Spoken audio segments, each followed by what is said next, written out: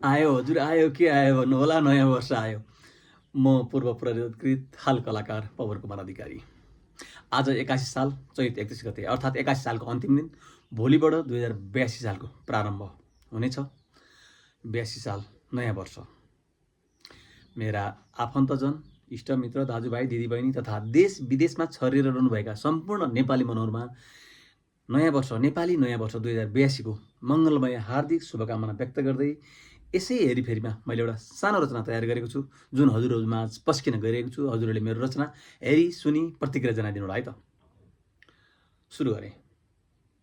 जताततै खुसियाली छाएको छ हर्ष, जताततै खुसियाली छाएको छ हर्ष, बिदा गर्दै 81लाई आयो नयाँ वर्ष।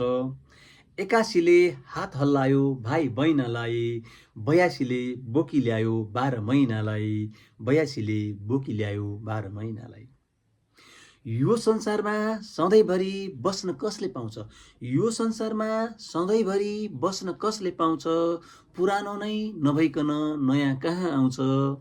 नयाँ वर्ष नयाँ जोस उभङ्गले छाओस्, ती पुराना दिन जस्तै दुःख हटिजाओस्, ती पुराना दिन जस्तै दुःख हटिजाओस्। नयाँ वर्ष सँगसँगै नयाँ सोचको विकास, नयाँ वर्ष सँगसँगै नयाँ सोचको विकास, समाधान हुँदै जाउन् समस्याका निकास।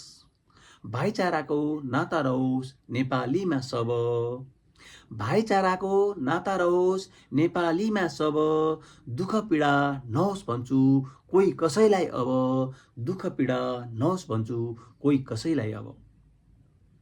मनमा भएका घमण्ड र अहङ्कारलाई छाडी, मनमा भएका घमण्ड र अहङ्कारलाई छाडी, बच्न सकौँ समाजमा दुःख सुख बाँडी। सबै हामी नेपाली बीच दाजुभाइको भावना, सबै हामी नेपाली बीच दाजुभाइको भावना, कायम रहोस् भन्दै नयाँ वर्षको शुभकामना, कायम रहोस् भन्दै नयाँ वर्षको शुभकामना। हस्त हजुर, नमस्कार।